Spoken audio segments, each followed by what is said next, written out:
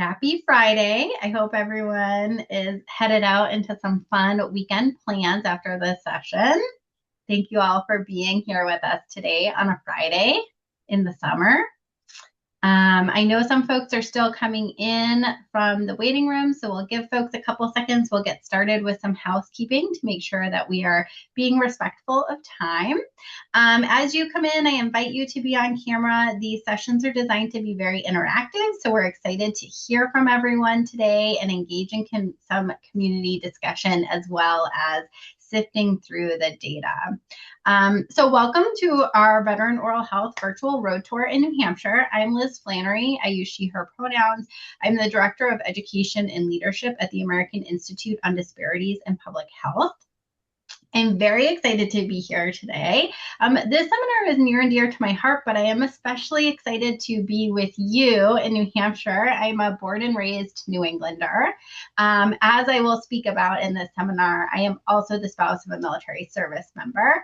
And my military service member is born and raised in New Hampshire. That is our home of record as a military family who moves around the country. So we are not there right now. We are in Northern Virginia, but New Hampshire and New England is our home, and we are excited to be traveling there in the next couple weeks at the end of July. So I can't wait to be there in person with all of you as well. I hope you are enjoying the summer months there. Okay, without further ado, we're going to go ahead and get started. So the way that our session is going to work today is I'm going to give us a national overview of veteran oral health before we dive into looking at veteran oral health in New Hampshire. We want to hear from you. We would love to hear your reactions to the data. We want to hear what solutions, we want to hear what's going on that's not captured in the data. So please be prepared to engage. We have several mechanisms for engagement throughout. But we invite discussion as well. So just get ready. Okay. And we, of course, are going to conclude with action items and next steps. So we are recording this session. The slides that I'm showing you here are recording. Those will be available on our Academy website after the session. Shayla will also gather any resources that you share with your colleagues and peers. So very often local veteran events come up, local grant programs come up. Folks like to share those in the chat. We encourage you to do so. And those resources that are shared about local resources, Shayla will compile those and share those out with the New Hampshire folks via email, as well as our Academy website and in our summary report. Okay. So again, we want folks to engage. We want to give you the time and space to connect with your colleagues locally that are doing the work, that are veteran oral health stakeholders. So we invite you to type your name, your organization in the chat, introduce yourself to your colleagues, say hello, take some time there. And again, we'll invite you to share resources with each other there as well. Also, if you have any questions about Zoom or other issues, you can send a direct message to Shayla. Shayla Stewart is my colleague here from AIDPH.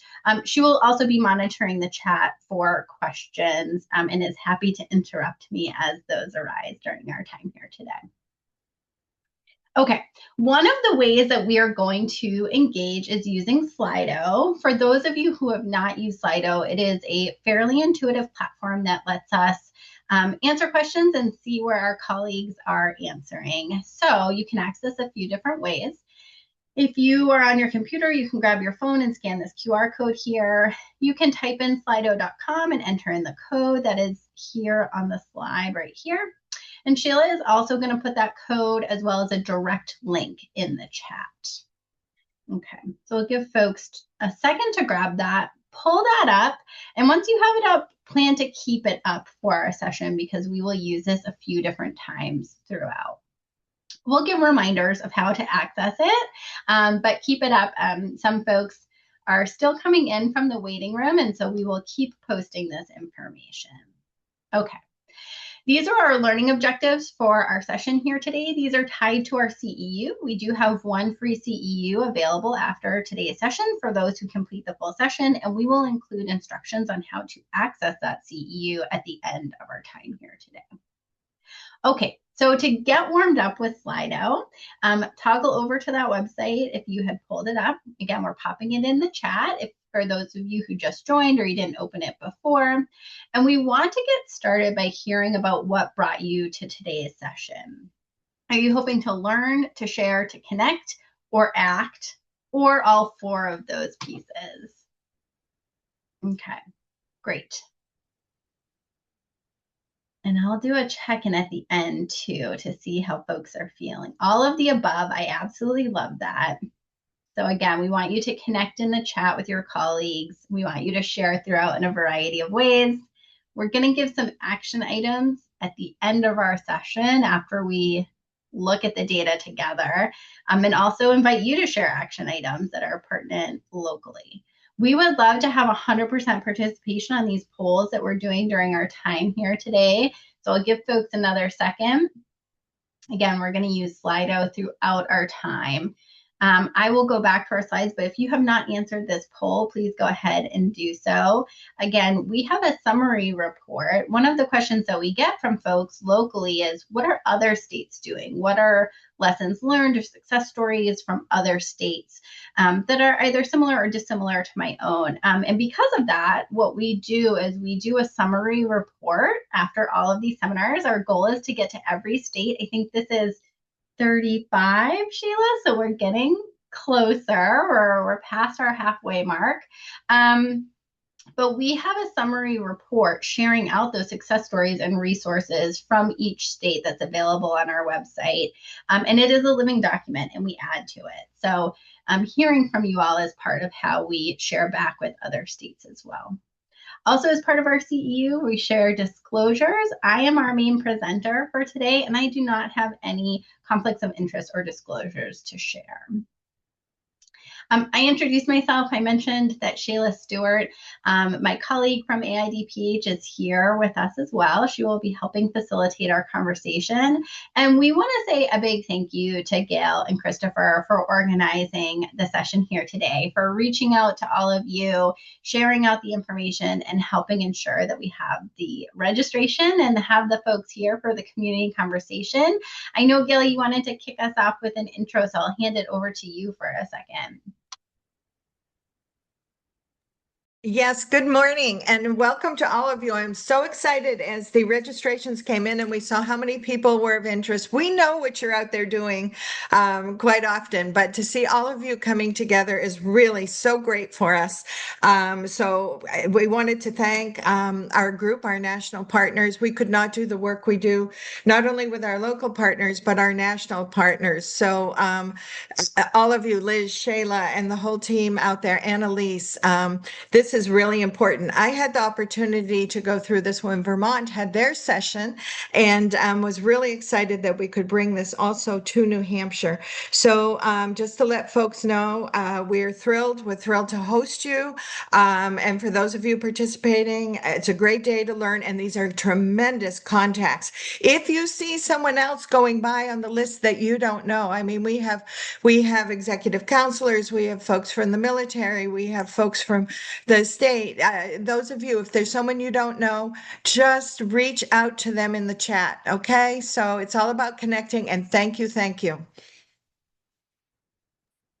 Thanks, Gail. And again, thank you to both of you for helping us be here today and facilitating this. Again, we're really excited to have this conversation in New Hampshire. So we're going to go back to Slido again. And as we're getting started, we want to know, what do you believe are the top priority areas for veteran oral health in your state? And this will really help us kind of level set and see what our colleagues are thinking, and also help us tailor our content as we go through our seminar here today. So for those of you who might have just joined from the waiting room, you can access Slido by scanning this QR code that you see on the screen here. Sheila is also going to pop the direct link in the chat. You can click that. You can go to slido.com and plug in this code. So you have several ways. Okay, so access to care.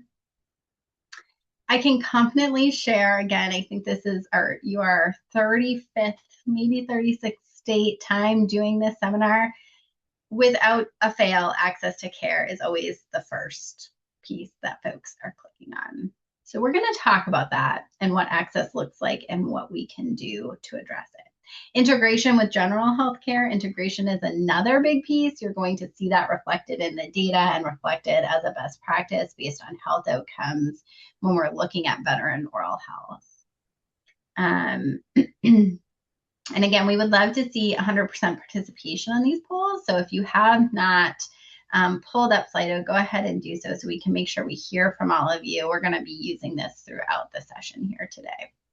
Okay, if you have not had a chance to answer, please continue to do so. This poll will stay open. I see some policy advocacy there, some workforce development. Roll down here. Okay, oral health literacy is still 0.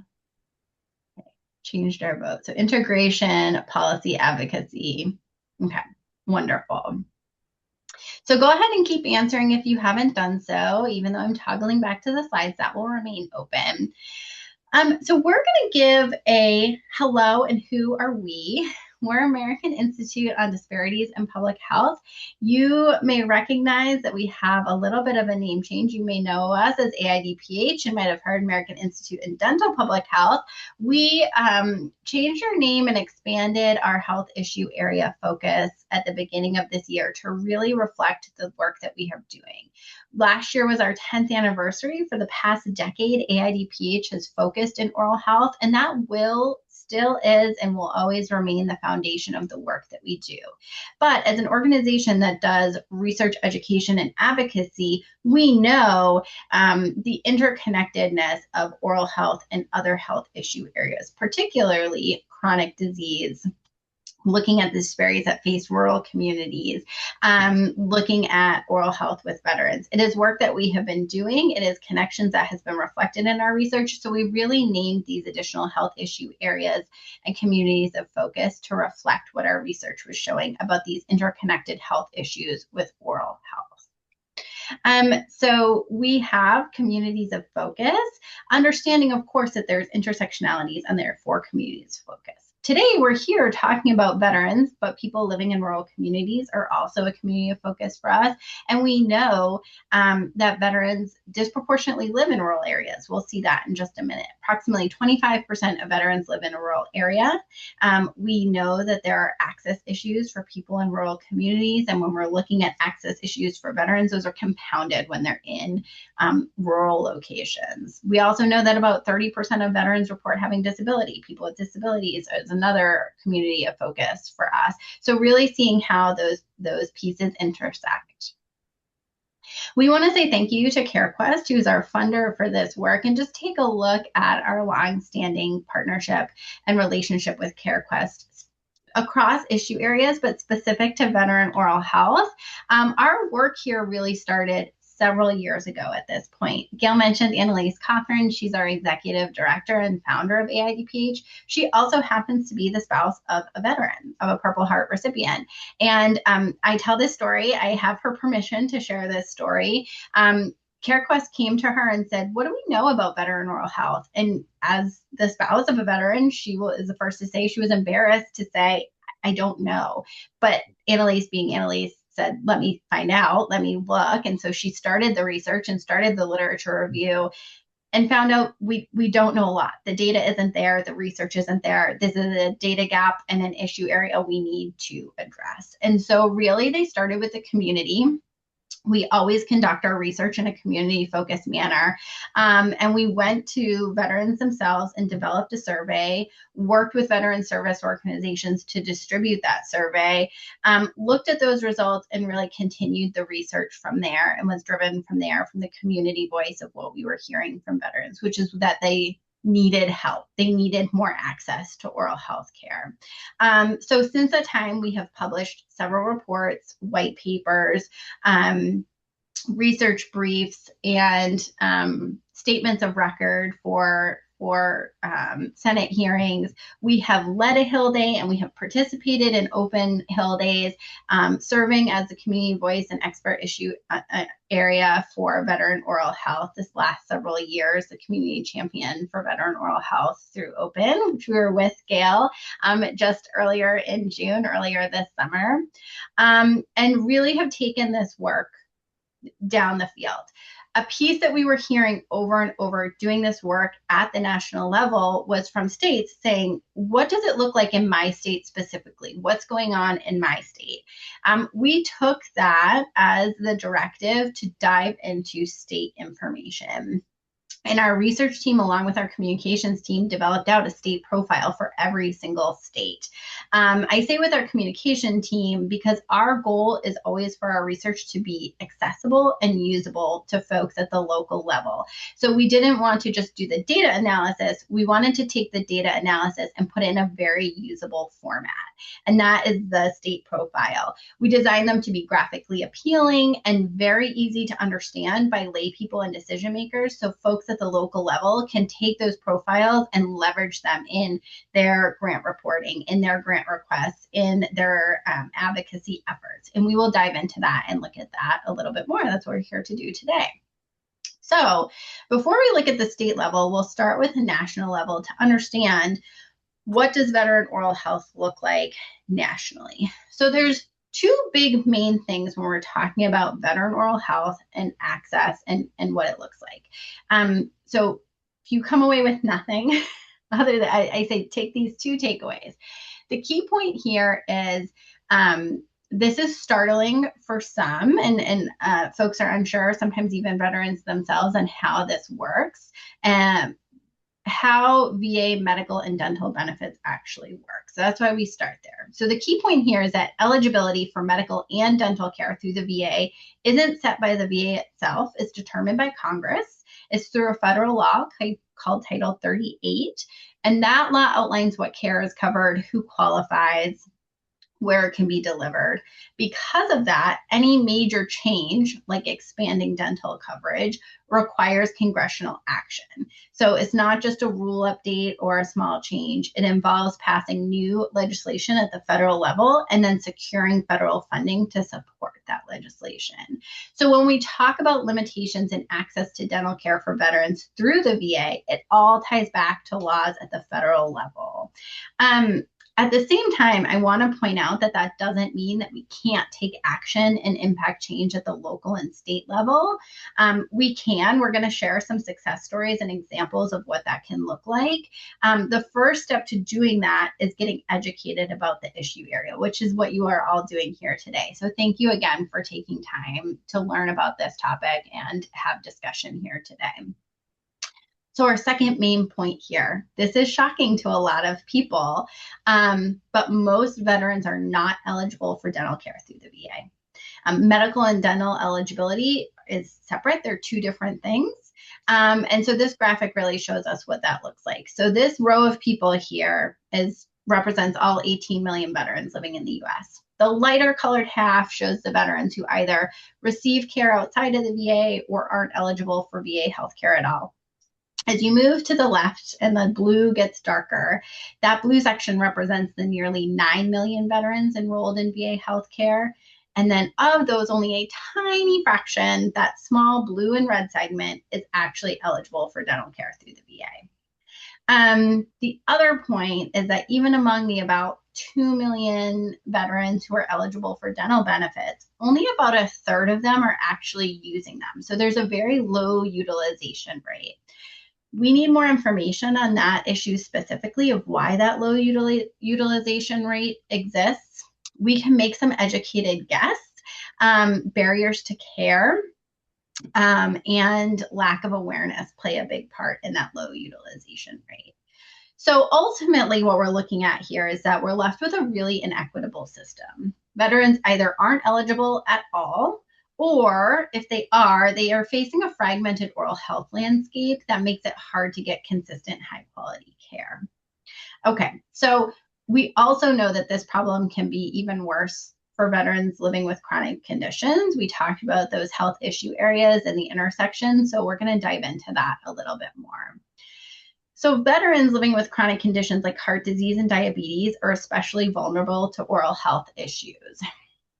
And again, I think all folks here are a stakeholder in one way or another in oral health. So to us, the oral systemic health connection is obvious, but unfortunately, that's a communication piece that we're still fighting, right? Of making sure that everyone is aware of that oral systemic health connection. So when we're looking at this connection with chronic conditions for veterans, even more concerning is that veterans with these high risk, high cost conditions are more likely to lose all of their permanent teeth. And we see poorer oral health outcomes for veterans than non-veterans, even when they've seen a dentist in the past year. So that tells us that access alone isn't solving the problem. Even when veterans are getting dental care, many are still facing some of the worst oral health outcomes. And a big reason for that is lack of integrated care, which you were all raised as a main issue point, right? These chronic conditions are not being addressed in coordination with oral health needs, and that is where that gap in outcomes is coming from. It's extra frustrating because the VA is our largest integrated healthcare system in the country. They are uniquely positioned to manage complex care for veterans with multiple chronic conditions. But since most veterans aren't eligible for that dental care through the VA, they're missing that critical coordinated care piece that could be given and would be so instrumental in these health outcomes. So this is coming from research that we, again, conducted in CareQuest. We really focused on the connection between chronic disease and oral health, understanding those outcomes were so key.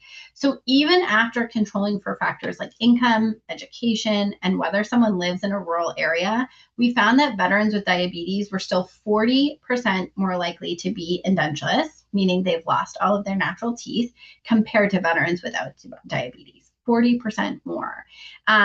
Again, just really showing how strongly chronic disease can impact these health outcomes.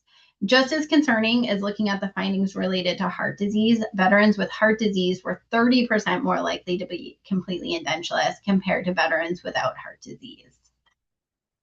Okay, so let's take those pieces and look at the health system part of that, really highlighting it's not just about reduced quality of life. It's not just about those poor oral health outcomes. Those are obviously very serious concerns, but it's also about the broader health impact and the cost of care. So when dental care is managed as part of an integrated healthcare system, again, like what the VA could offer if dental coverage was expanded, there's a really clear opportunity for cost savings, especially when we're looking at veterans with those chronic conditions.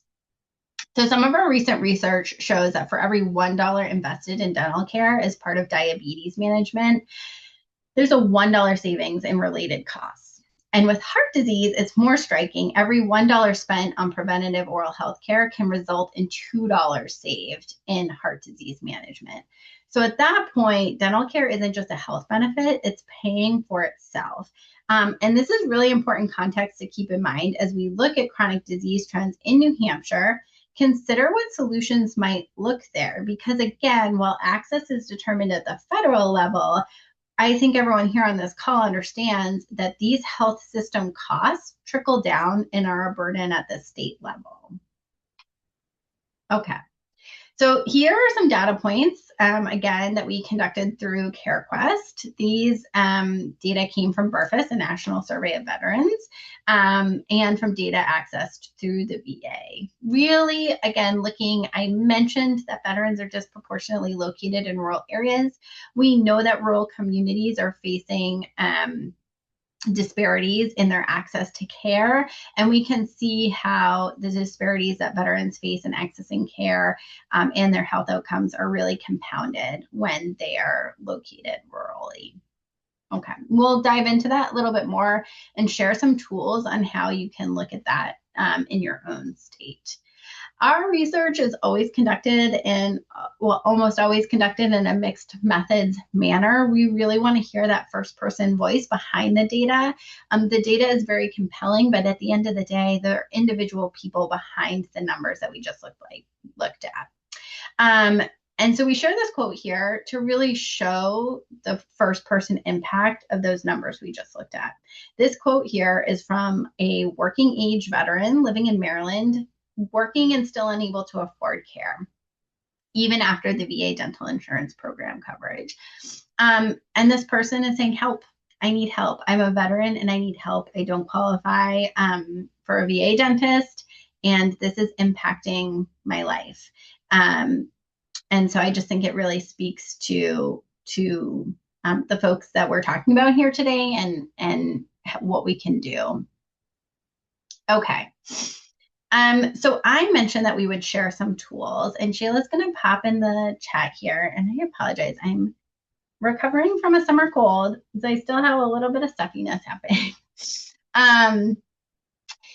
Our website, vetdentaldata.org, is a compendium of all of the research we have done on veteran oral health. And it also has several interactive tools. So the state profile that we're going to look at for New Hampshire in just a minute is on there, but some interactive tools as well. And so I'm highlighting those to show this is obviously a static screenshot, but if you go here and click on these tabs, you can manipulate the data to kind of dial in and look at some things for your state or a state proxy. So we have an entire tab dedicated to rural veterans. We pull this data from MEPS, which is the Medical Expenditure Panel Survey. And the data from MEPS is not available at the state level, but it can be evaluated by region. So you can get a sort of proxy for state level data when you are using this interactive dashboard. Okay, and this is another screenshot of when you click on the rural tab, it will take you to an interactive dashboard on rural veterans. Across each indicator, it's really clear to see that rural veterans delay dental care due to cost. They spend more out of pocket on dental care, and they struggle to find accessible locations for dental care. This is all veterans. Okay. And then this, again, this is just kind of, this is interactive and these are static screenshots, but we're just trying to highlight the tools that you can use here. So again, rural veterans also feel more impacted from lack of access and utilization of dental care. They often cite that the state of their mouth or teeth is embarrassing compared to non-rural veterans. Rural veterans also struggle more with a functional dentition, which likely leads to the data points we see around increased costs of care and higher emergency department use. But this is, again, kind of the compendium of the resources that we hope you will access and use. These are open and available, and our goal is for folks to be able to leverage these data points in the work that they are doing. I will share that our research and comms team is working. These state profiles were first put together 3 years ago to keep them as current as possible and reflect current data.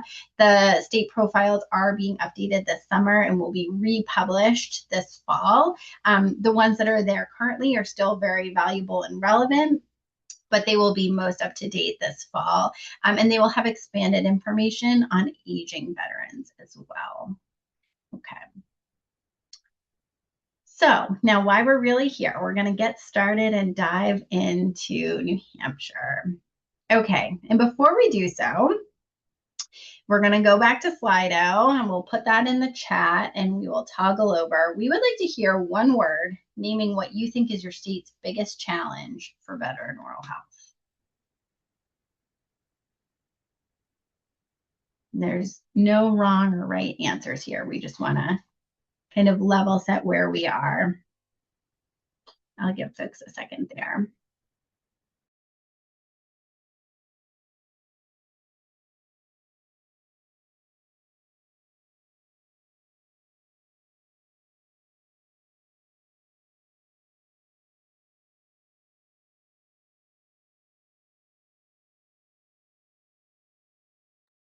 Okay. And when something's showing up larger, we know multiple people are putting that in. So access providers, and I just see a connection between these pieces, right? Affordability ties into funding and cost and access. Providers tie to access. So if we have workforce shortages, access, of course, is going to be impacted.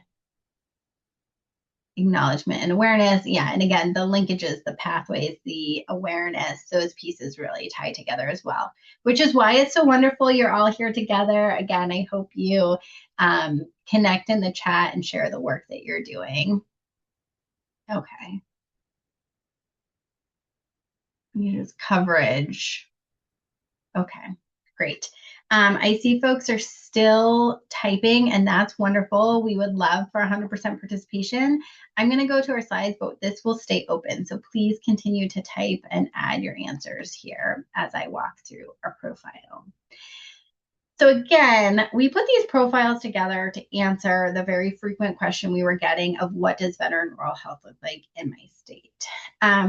We put vet dental data in the chat. I think Shayla will put it in there again. You are welcome to go to vet dental data. If you go to publications and put in New Hampshire, you can pull up your state profile and follow along as I walk us through. This road tour is just as much about listening and learning from you. You know New Hampshire best, your data, your context, your communities, and your insights help us improve these profiles. I mentioned we are doing a reanalysis of the most current data. We are adding aging veterans. So please comment and engage and let us know what supports you best. We do this work not to just be doing research. This work is to support folks at the local and state level enacting change. So please comment and let us know what helps you best. Also noting we've done our best with the data available and acknowledging that there are limitations in the data. We really pulled as much as we could so that we could aim to offer a clear, visual, easy to use information. Again, so that this isn't just a data on paper. It is really built into a tool that you can help facilitate conversations and decisions across different audiences in the work that you do. Okay, so starting at the top of the profile, just like we did on our seminar here today, we start with quick context of what's happening in New Hampshire, how it fits into the bigger picture. And again, the key point we always include is that most veterans are not eligible for dental care through the VA. Again, that's something especially policymakers, funders, decision makers often do not realize. And so it's a really powerful place to start your conversation when you're talking to decision makers. Okay. We've also included data on where veterans live across New Hampshire, especially counties with high concentrations. We pulled in whatever we could find on rural veterans. And again, understanding that veterans are more likely to live in rural communities. So right up front, we hope this gives you a useful county level insight of your to support better informed local decisions about how to deliver care and improve access. So again, it's a little hard to see on this screen, but this will give you kind of the percentage with a color coded of the state. And this is the kind of the top counties right here. Okay, so taking a look at some state specific data. Here we compare New Hampshire to national averages because without the context, those numbers don't mean much, right? So if you're talking with a policymaker, a decision maker, trying to start a new program, folks might not understand if 10% is high or low or somewhere in between. So here we see in blue, New Hampshire compared to the national averages. And over here as well, we can see across those pieces that we've been discussing here. So all 50 states are available on our website. If you want to explore further and compare yourself to other states, regionally or other states across the country that you might have similar infrastructure or a political environment, that type of thing, that can really help provide insights and best practices. Okay, so we talked about chronic disease, those high cost, high risk conditions like heart disease and diabetes, closely connected to oral health. That's why we're looking at those pieces here.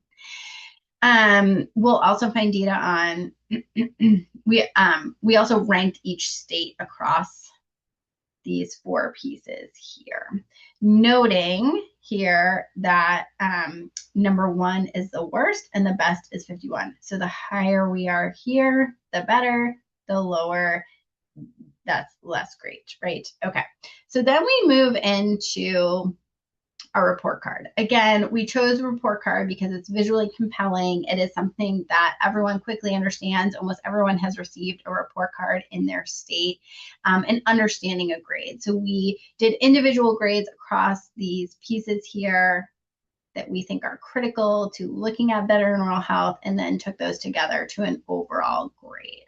Something I like to point out here is I think when we're assessing ourselves, it's always easy to look and say, where are we doing poorly and how do we improve that? But what I really like to highlight for folks is encouraging you to take a look at where you're doing well, which for New Hampshire, you have 2 A's on there, and that is not common. So congratulations to New Hampshire. But taking a look at where you're doing well and understanding how did you get there. Maybe there was coalition work. Maybe there was concerted advocacy work that made a change in that area. Maybe there's other nonprofits or organizations that are specifically tackling diabetes. If you look at how you got to that A and why you're doing better in a certain area, it can give you lessons learned and success stories that you could pull forward maybe while you're tackling the area of improvement. And that's another strategy you can use if you're looking at other state profiles. And also you could go to our summary report and see if there are some lessons learned there to be had if states are doing particularly well in a certain area. Okay, so this is off of the state profile. This is back over to a screenshot of another dashboard that is available on vetdentaldata.org. And this I just want to highlight is interactive, and you can hover over and it quickly pulls up some initial stats. So if you're thinking, I want to compare to other states, but what other states are doing well, instead of pulling up every single profile, you can quickly hover over and get a quick snapshot of see how they're doing, and then decide to pull up that state profile to go more in depth and do a comparison with them. That's just a helpful little tip of one way to use some of our interactive tools that we have. Okay, so we have another interaction point. This time we're going to ask you to pop things in the chat. And as we know, data are limited, right? Well, especially when we're looking at those national surveillance systems, we understand that there's very limited questions that are allotted to oral health. So there are certainly factors that are happening outside of that data. That's also why we often approach our work in mixed methodology. So we would love to hear from you. What is one barrier that you know is real for veterans in your community that is not reflected in the data? Liz, I just wanted to add that Gail put a great comment in Okay, the great. chat. And that was just that she was asking for thoughts and comments on New Hampshire's good score in diabetes and dental visits. So while we're answering this, if anyone wants to chime in, come off mute or put that in the chat as well. I'd be very interested to hear as well. Yeah. I'm actually this terrible thing to say. I was pleased to see that, but I was a little bit surprised. And you know, sometimes it's hard when you go to advocate on behalf of something, and darn it, we got an A in that area, so we're doing well. But what's the next piece to work on? But knowing who's on this call, I would be interested if anyone has a thought or comment on our good score in diabetes and in dental visits, because in dental visits, obviously people are getting access somewhere. And I know that some of the programs, especially the FQHCs, have done some amazing work in diabetes. So I just didn't know if for a minute or two, if someone wanted to make a comment on that and call out something that's worked well. Okay. And Judy, Hi, Gail. I think. Did you want me to share about how we're all getting together with the oral health care for veterans with the executive steering group? Yes, I was going to type that in there, and it would be much more wonderful if you talked about that, because I think it's an important New Hampshire unique. Yeah, thanks, Heather. Yes, this was a great effort, and I believe it started way back with Representative Massimia up in the North Country, where she was getting pockets of funding for the northern veterans for oral health care. And so it just broadened into a bigger practice, and we're able to get together the New Hampshire Dental Society, New Hampshire Department of Health and Human Services, New Hampshire Oral Health Coalition, the Northeast Delta Dental, and both Manchester and White River Junction VAs. We all came together to say, how can we address helping veterans on a broader scale? And so that was that link that I shared with you all just prior. It shows, we came up with a little chart that showed here's some points of access for dental care. And the final 2 points of access, if you cannot pay out of pocket or you do not qualify through various state or federal programs like Medicare and Medicaid. We also have these great programs at the New Hampshire Dental Society. I believe I got that right. And the New Hampshire, I'm sorry, I apologize. Northeast Delta Dental Yes. offers a grant for $300,000 for veterans to access oral health care. So we're very lucky that we have so many organizations supporting this cause.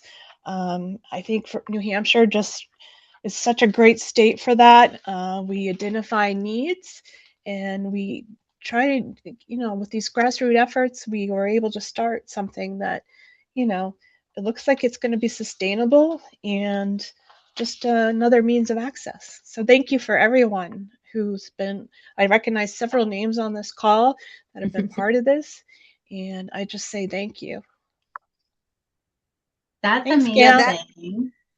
That has been a great program, and they actually have, and Heather, I don't have it right in front of me right now, but I can get it to Liz and team. There's a great paper. It reminds me of like a game board that shows how you can work your way through that system. Yes. So if not this, then that.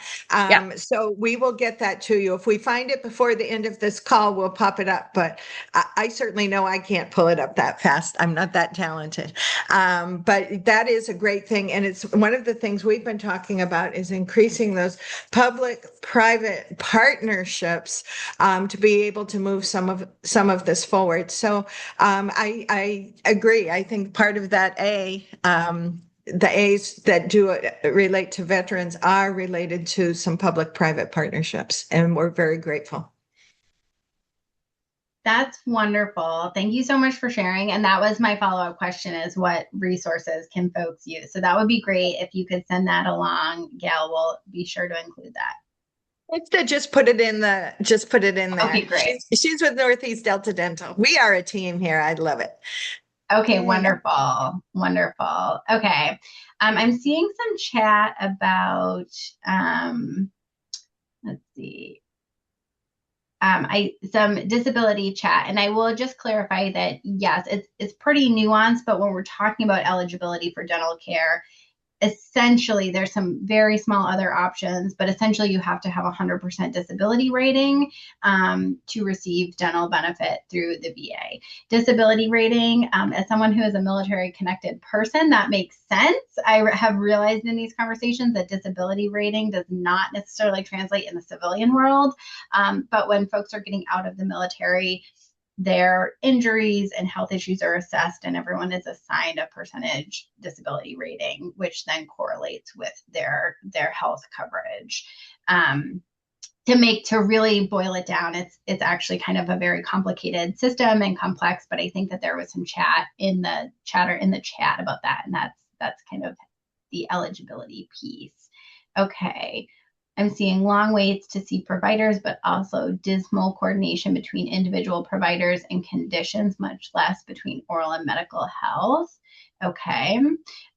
Yes. And we know that not every VA location has a dental facility. So that's a piece when you're looking. I'm going to go in here a little bit more on how to use your state profile, but one of the ways can be looking at where your veterans are living, and then you can find maps of where VA clinics are and which ones have dental clinics and kind of compare. And so if folks are not matching up, they might have the eligibility, but they cannot get to the clinics that are available, or may not be a clinic available to them. So that's certainly a problem there as well. Okay. Highest priority, and then non-disabled vets who retired with at least 20 years of service. Okay. All right. And it seems like there's really wonderful work. I'm seeing something about pathways between folks diagnosed with diabetes, ensuring getting connected to those dental visits. So that's really wonderful as well. So again, kudos to New Hampshire. Very exciting for all of you there, and excited to share these resources out with folks. Okay. So please keep adding. Oh, yes, go ahead. So I'm Dave Staples. I'm a retired dentist. I used to treat VA patients. Krista Ketty just put up a sheet infographics that we produced while I was chair of Northeast Delta Dental's board. It's pretty much the different places that a veteran can turn to for care. And it's even numbered. Try this. If this doesn't work, go to number 2, number 3, number 4. So she's actually got that in the chat. I can tell you that you're absolutely right. It's the ones that they prioritize are the 100% disabled. And then the lesser disabled ones. It all depends on the percentage of disability that they have. And then the next priority is the people that retired from the military that had at least 20 years in. But that's usually a long wait. So they don't really hire a lot of new dentists and hygienists.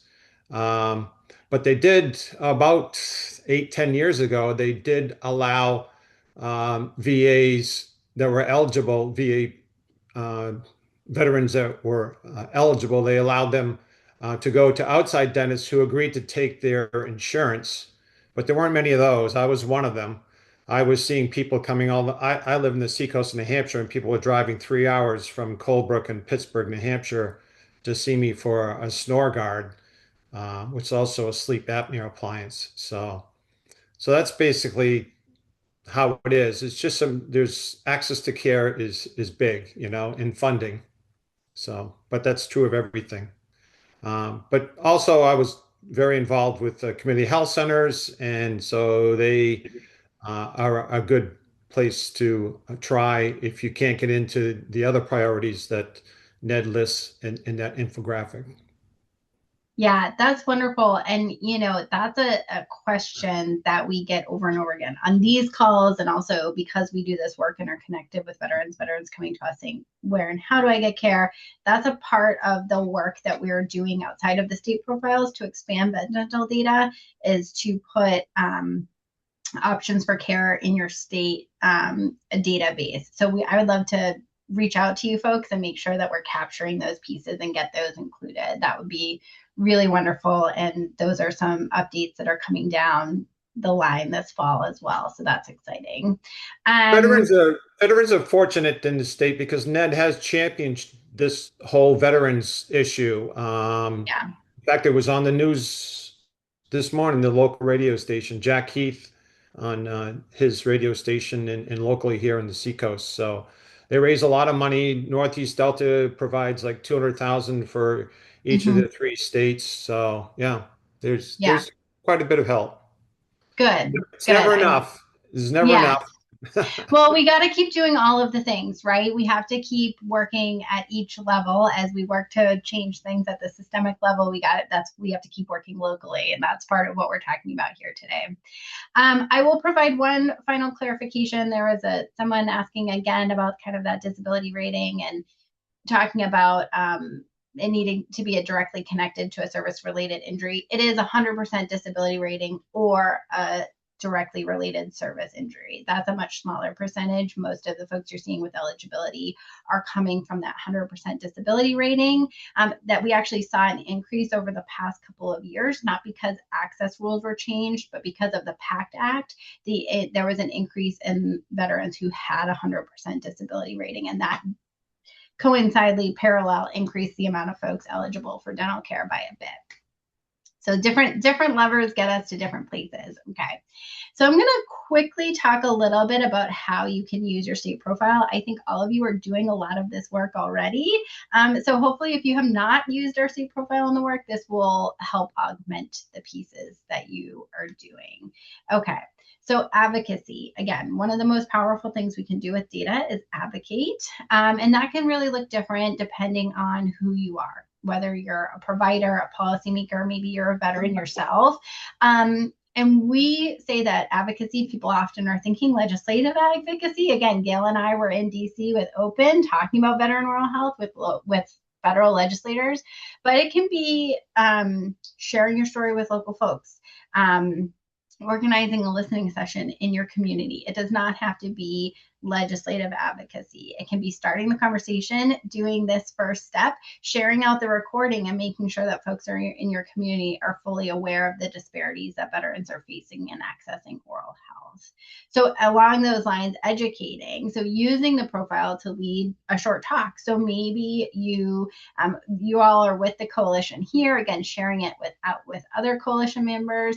Maybe you are at an FQHC and you host an in-service during a lunch and educate your coworkers, leveraging the profile to, again, talk about what is needed for this population. Informing strategic decisions. So data is a tool for strategic thinking, whether you're leading a nonprofit, managing a program, or again, advising on those policy decisions. The profile can help you decide where to focus. And that where isn't geographic. It could be, you could take that map and look and see where veterans are living, how it lines up with VA clinics, but you could also decide issue area where, right? So we know we're doing well in diabetes, let's tackle the uninsured rate here, right? It gives you data to kind of strategically think where the best place to start to keep the work moving forward. Okay. We also hope that the profile can help you bring in resources to support this work.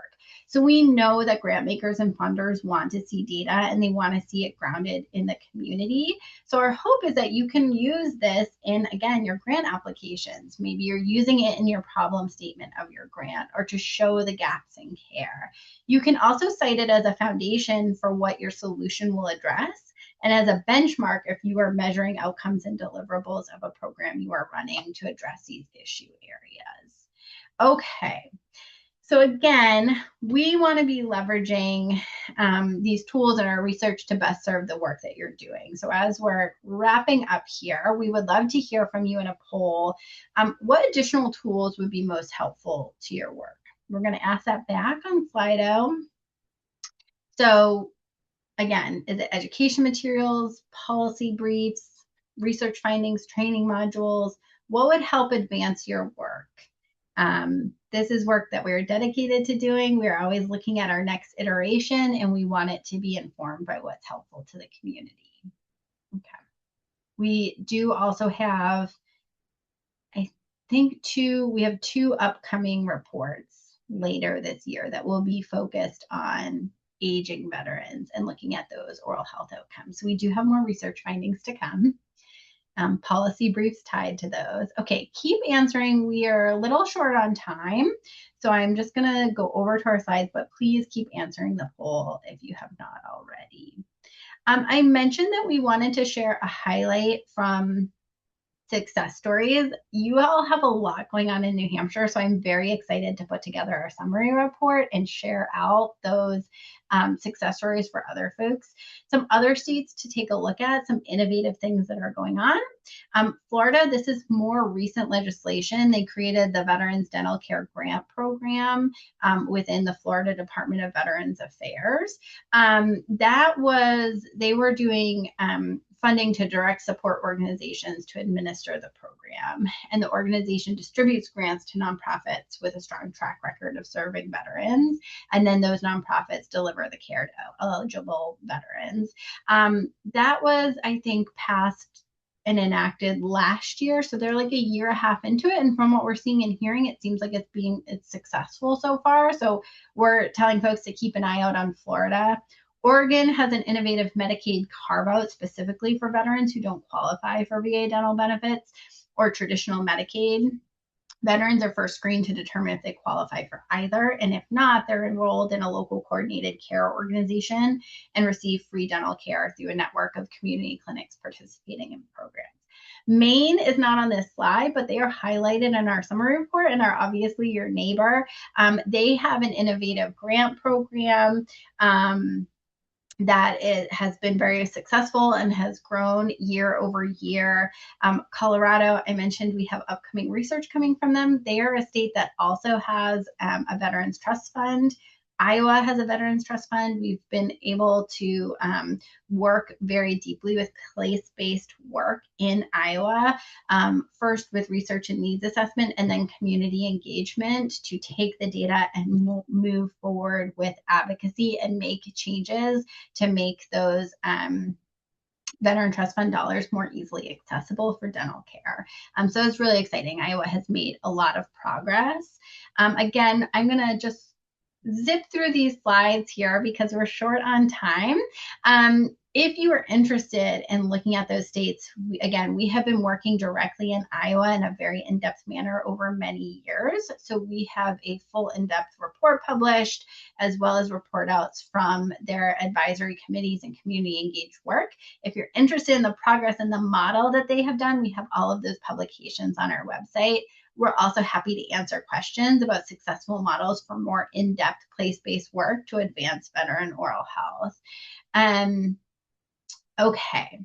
I will also say, well, let me pause here. So again, you are all very activated. This is a wonderful conversation. I'm really excited. I see things still coming in from the chat, so that's wonderful. I'm very excited to dive into these resources and share them out with colleagues who registered but weren't able to attend live, to share them out in the summary report for other states to see. This was a lot of data. It was fast and furious, a lot of conversation. I hope you're feeling activated. I also know it's a lot to take in, right? It's a lot to take in an hour. We're all very busy. It's summertime. It's Friday. So I'm going to leave you with one concrete, easy to take step after this session so that you keep the momentum from feeling activated to here today. And that is to share your state profile with one new person or organization.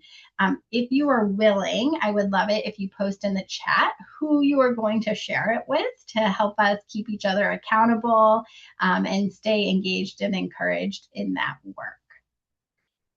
The other piece I really want to highlight for all of you, because you are doing so much work across your state, is that AIDPH is funded through CareQuest for our strategy lab. And through our strategy lab, we are funded to provide free technical assistance to small organizations working to advance veteran oral health.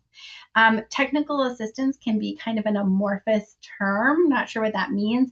It means that we can leverage the expertise of our staff to fill in the needs for an organization. So it could look anything. We are currently developing out a communications plan for an organization trying to develop out a resource. So we had a strategy and brainstorming session. We're developing out a solid communications plan for them. And then we're going to do another strategy with them to help them kind of usher this project along, pulling in our expertise in certain pieces. It could be reviewing research methodology because we have expertise in research. It could be developing out a campaign, a social media campaign. It could be advising on a grant submission. It really could be anything that fits under research, education, and advocacy. If you are a small organization working on veteran oral health, I strongly encourage you to take a look at the link. If you know a small organization advancing veteran oral health, please share that because it is free support. It is free added capacity. And we really want to get in front of organizations and lend a hand as best we can. You just fill out a simple form, let us know what you need, and we can put together a quick discovery call that's a low lift to let you know how we can help. Okay. So that's more on the strategy lab. Again, I talked about the summary report a lot. We will add New Hampshire in there. We're very excited for that. We are also sharing that our Dental Public Health Leadership Academy is open. This is a little outside of veteran oral health, but if you are working in the public health or oral health space and are looking for leadership training, our applications are open for another week. I mentioned at the top of the call that CEUs are available for today's session. Those are hosted on our academy. So Shayla is going to post a link in the chat. You do have to add a username and login. That is free to do so, and then you're able to access your CEUs as well as a lot of other free programming. Gail mentioned the Vermont VRT. All of our VRTs are there, as well as our rural oral health seminars, which also offer free CEUs. So there's a whole library of resources if you're looking to explore innovative programming and if you're looking to earn CEU. We are also gathering stories from veterans. We would love to hear from veterans in your state. It is an anonymous form. If veterans, we want to raise their voice and lead from behind and share veteran stories. So if you are a veteran with an oral health story, or if you know a veteran with an oral health story, we would love for you to share our storytelling forum for folks to share their stories and their firsthand experiences. And without further ado, we will leave you with the idea that veterans deserve equitable oral health. We are very thankful for all of you taking time out of your Fridays to engage in that conversation.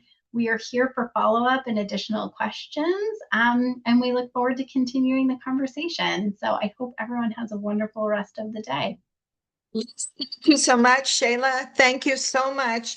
I really want to point out a great appreciation of the state-specific data. When we did Hill Day in Washington, D.C., we were asked over and over by our congressional delegation what is happening on the ground and in the homes and in the mouths in New Hampshire. So that data is very, very valuable to all of us. So thank you for sharing those. And I would encourage people, I'm going to also look at the lab, the strategy lab. Yes. Thank you so much. You've got a lot of stuff that I think will just really help us do get an A+. Let me put it that way. Yes. So We should add A+. Yes. A+. Yes. Thank you all for joining us, and let's work on coverage. Bye. Great. Bye. Thank you. Bye. Bye.